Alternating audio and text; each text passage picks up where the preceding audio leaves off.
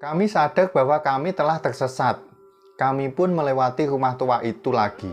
Namun kali ini, kami tidak menemukan laki-laki tua yang tadi ada di tempat tersebut. Nggak kamu ambil kan?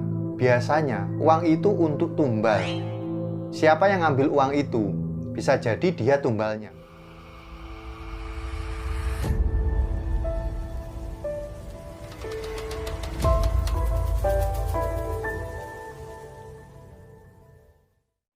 Assalamualaikum warahmatullahi wabarakatuh. Ketemu lagi di channel Kembang Wingit bersama saya Hendra di sesi Kismis, kisah mistis. Mau percaya tapi tidak ada, mau nggak percaya tapi mereka ada. Pada video kali ini, saya akan menceritakan sekelompok pendaki dari kota Jakarta yang mengalami hal menyeramkan saat berada di Gunung Lawu dan hampir disesatkan oleh penunggu di sana. Bagaimana kelanjutan nasib dari pendaki-pendaki itu? Tanpa banyak cincong, langsung ambil cemilan, pasang headset kalian, kencangkan volumenya, rebahkan badan, pejamkan mata, dan kita mulai.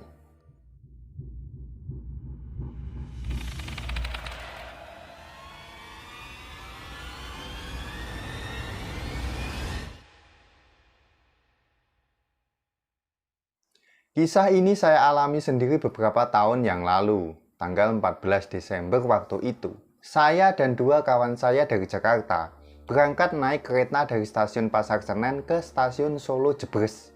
Kami bertiga berniat mengunjungi gunung yang berada di antara timur dan tengah Pulau Jawa, Gunung Lawu.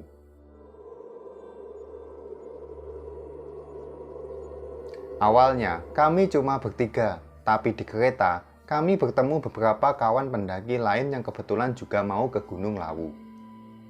Jumlah mereka kurang lebih 5-6 orang. Kami bertiga pun bergabung dengan mereka.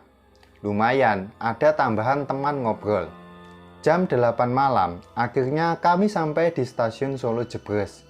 Setelah istirahat dan berbincang, kami sepakat menyewa mobil yang ada di stasiun Solo untuk ke basecamp Lawu.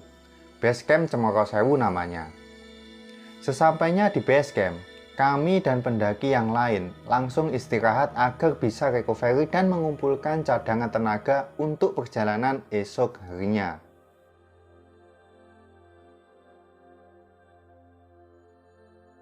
Keesokan harinya, sebelum kami mulai trekking, ternyata kawan yang bertepung kami di kereta kemarin menemui kendala. Logistik yang mereka perlukan untuk pendakian dipegang oleh salah satu kawan mereka yang belum sampai di base camp. Mereka harus menunggu orang itu datang untuk bisa memulai pendakian. Kami dihadapkan pilihan antara tetap mendaki tanpa mereka atau ikut menunggu. Akhirnya, setelah diskusi, kami memutuskan naik bertiga dengan formasi semula kami dari Jakarta, yaitu saya dan kedua teman saya. Sebelum kami masuk jalur pendakian, saya bertemu satu orang lagi dari Jogja yang tidak memiliki teman mendaki. Akhirnya, orang itu ikut sama kami. Jadinya, kami berempat berangkat dari base camp. Awalnya suasana dan kondisi terasa biasa saja selama pendakian, hingga kami sampai di Sendang Derajat. Sendang Derajat adalah salah satu mata air yang ada di Gunung Lawu. Meskipun berada di puncak gunung, mata airnya tidak pernah habis atau kering walaupun diambil terus-menerus.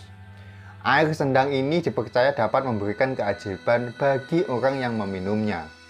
Mau percaya atau tidak, itu kembali kepada kepercayaan masing-masing. Yang pasti, saat berada di sana, kami harus tetap menghormatinya. Selain itu, di Sendang Derajat juga terdapat bangunan yang berupa bilik-bilik untuk mandi. Karena para peziarah disarankan untuk menyiram badannya dengan air sendang ini dalam hitungan ganjil. Konon, dengan mandi di Sendang Derajat, maka dalam waktu singkat akan mendapatkan derajat atau pangkat. Tapi kembali lagi, ini adalah keyakinan turun-menurun masyarakat setempat. Percaya atau tidak percaya, saya memilih menghormatinya. Setelah istirahat dan berdiskusi singkat, Ucup, kawan kami dari Jogja, memutuskan untuk jalan terlebih dahulu agar bisa membuka tenda. Sementara kami bertiga masih packing agar berat di karir berkurang sambil isi air di lokasi. Tibalah kami bertiga di persimpangan jalan antara Kembok Yem, Hargodalem, dan puncak Gunung Lawu. Kami yang seharusnya mengikuti jalan ke kanan untuk sampai ke warung Mbok Yem, entah kenapa, malah memilih jalan naik ke puncak Gunung Lawu. Kami masih meneruskan perjalanan sampai akhirnya kami bertiga sadar kalau ini bukan jalan ke warung Mbok Yem di Hargodalem. Kami baru menyadarinya ketika kami sudah sampai di puncak Gunung Lawu, Hargodumilah. Saat itu, arloji yang saya bawa sudah menunjukkan pukul 5:30 sore dengan keadaan yang sudah sangat gelap. Tanpa sempat berfoto-foto atau apapun karena memang kami tidak merencanakan langsung ke sini. Kami pun memutuskan untuk langsung turun tanpa berpikir panjang. Menuruni gunung di malam hari dalam keadaan gelap nyatanya sangat mengerikan. Selama di perjalanan turun, kami bertiga mengalami kejadian yang terjadi di luar nalar. Kami mendengar seseorang, entah laki-laki atau perempuan, seperti sedang mengetuk-ngetuk kayu atau sedang membetulkan rumah. Hutan itu terasa ramai padahal di kiri dan di kanan kami sangat gelap, tapi suara itu memecahkan keheningan malam. Kami terus mengikuti jalan turun sambil mendengar suara itu. Sialnya, kami sama sekali tidak memiliki senter. Karena semua senter ada di karir yang dibawa kawan kami dari Jogja tadi. Sampai akhirnya, kami agak turun ke bawah dan menemukan sebuah rumah.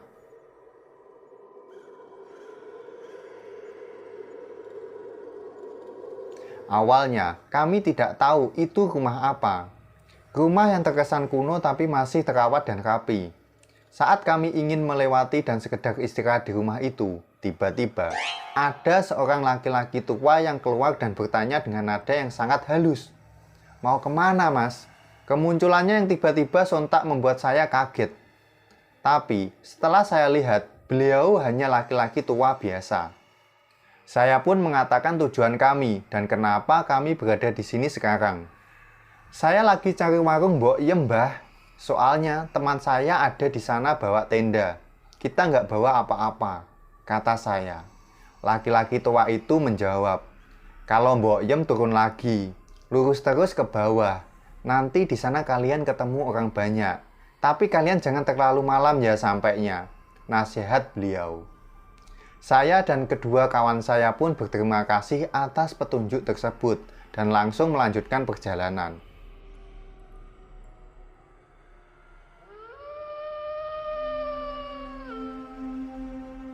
Setelah berjalan lurus sekitar 30 menit ke arah yang ditunjuk pria tua tadi, kami menemukan sesuatu yang aneh. Kami seakan-akan berjalan memutar, karena di hadapan kami menemukan rumah tua itu lagi. Kami sadar bahwa kami telah tersesat. Kami pun melewati rumah tua itu lagi. Namun kali ini, kami tidak menemukan laki-laki tua yang tadi ada di tempat tersebut. Dengan perasaan campur aduk, kami terus berjalan melewati kabut yang semakin tebal, tentunya diiringi dengan doa.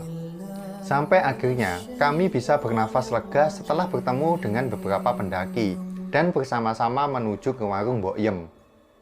Kami meneruskan perjalanan dengan rombongan tersebut hingga sampai ke Mbok Yem.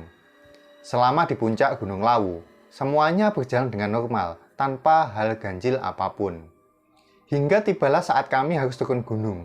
Setelah pamit ke Mbok Yem dan beberapa orang yang ada di sana, Mbok Yem berpesan, "Hati-hati, Mas. Pikiran jangan kosong ya." Saya belum paham apa maksud Mbok Yem.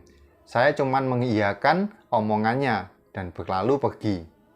Kami tiba lagi di Sendang Derajat untuk sekedar mengisi perut sebelum perjalanan turun yang panjang. Di sini ada kejadian yang sangat aneh. Satu kawan saya yang bernama Muk menemukan uang Rp5.000 di tempat orang sana biasa berziarah. Kawan saya ini kemudian mengambil uang tersebut dan ingin memberikan ke salah satu anak dari penjaga warung yang ada di Sendang Derajat. Ketika Muk memberikan uang tersebut, seketika anak itu menolak dan dia langsung berbicara memakai bahasa Jawa yang sangat halus. Saya benar-benar lupa apa yang dia katakan. Kami bertiga tidak mengerti bahasa Jawa. Tapi saya ingat ada Ucup yang bisa berbahasa Jawa, karena dia memang orang Jogja. Saya panggil Ucup untuk menerjemahkan, dan ketika anak kecil itu menjelaskan, Wajah Ucup seketika langsung berbeda. Akhirnya kami tanya, "Ada apa, Cup?"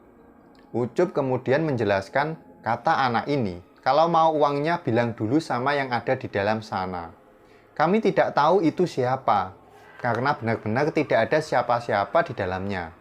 Kami saling pandang satu sama lain dengan cemas. Muk segera mengembalikan uang tersebut ke lokasi semula. Setelah itu, kami langsung bergegas meninggalkan Sendang Derajat untuk turun. Anehnya, sebelum kami sampai di base camp, tiba-tiba saja hidung saya mengeluarkan darah yang lumayan banyak. Saya mimisan. Sangat aneh, padahal saya sendiri tidak pernah merasakan apa-apa. Bahkan merasakan pusing pun sama sekali tidak. Saya langsung berhenti dan membersihkan darah itu menggunakan tisu. Beruntung, kesadaran saya tidak hilang dan saya masih bisa melanjutkan perjalanan.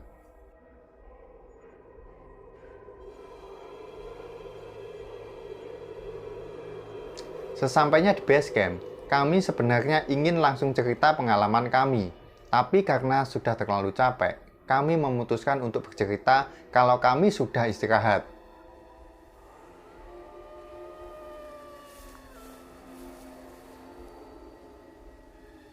Malamnya, saya memberanikan diri untuk bercerita kepada seseorang yang sedang bertugas di base camp tersebut. Awal saya bercerita soal saya yang sampai di puncak Gunung Lawu jam 5:30. Dia sangat kaget saat saya bercerita hal itu. Dia langsung melihat saya dari atas sampai bawah dan berkata, "Kamu nggak apa-apa?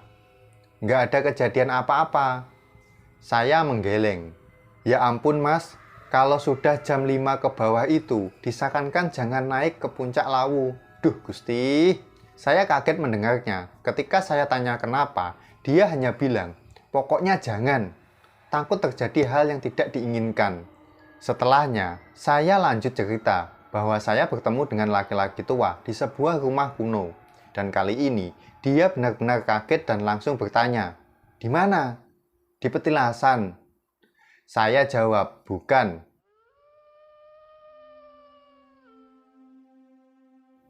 Itu bukan rumah. Itu tempat Eyang Lawu," ujar beliau. "Itu kamu di Hargo Dalem, tempat Muskawa Prabu Brawijaya," tambah orang itu. Seketika saya langsung panik dan takut terjadi apa-apa kepada saya, meskipun sudah di bawah. Lalu, penjaga basecamp itu berkata, "Nggak apa-apa. Kalau niat kamu baik, kamu pasti ditolong. Tapi, kalau niat kamu dari awal udah jelek, kamu mungkin nggak bisa pulang." Saya langsung merinding saat dia berkata seperti itu.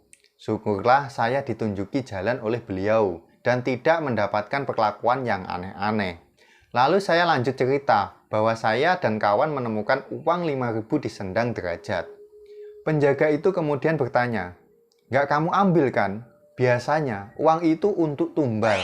Siapa yang ngambil uang itu? Bisa jadi dia tumbalnya. Tapi boleh percaya atau enggak loh ya. Wajar saja jika anak itu menolaknya tadi." Setelah panjang bercerita, kami dan para pendaki yang lain langsung beristirahat untuk pulang esok hari. Dan Ucup, kawan kami dari Jogja, juga pamit untuk pulang terlebih dahulu. Esoknya kami menuju stasiun. Saya berpisah dengan dua kawan yang lain karena harus ke Jogja untuk menemui kerabat di sana. Sesampainya di Yogyakarta, saya bercerita tentang apa yang saya alami di Gunung Lawu. Saat saya ingin memberitahu dan menunjukkan tisu bekas darah yang saya simpan, saya benar-benar kaget. Tiba-tiba saja, tisu itu sama sekali tidak ada darah yang membekas. Padahal, tisu itu yang saya gunakan untuk membersihkan darah yang keluar dari hidung saya dan sengaja saya simpan. Demikian kisah saya mengenai pendakian Gunung Lawu. Kita hidup tidak sendirian di dunia ini dan berdampingan dengan ciptaan Tuhan lainnya di muka bumi. Namun, pengalaman mistis adalah romansa sebuah pendakian. Hal yang akan kamu ceritakan sebagai sebuah pengalaman tidak terlupakan yang sulit kamu temukan di lokasi lain. Cobalah mendaki untuk merasakannya juga suatu hari nanti. Meski pengalaman mistis tidak akan selalu kamu temukan, saya bisa jamin kalian akan mendapatkan pengalaman yang sangat berharga. Dan cerita pun selesai.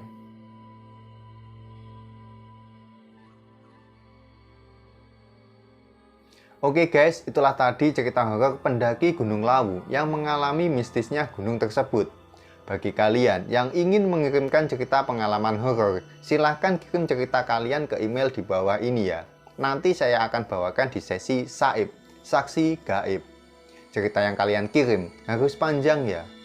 Cukup sekian video kali ini. Saya Hendra undur diri, ketemu lagi di video selanjutnya. Dan bye!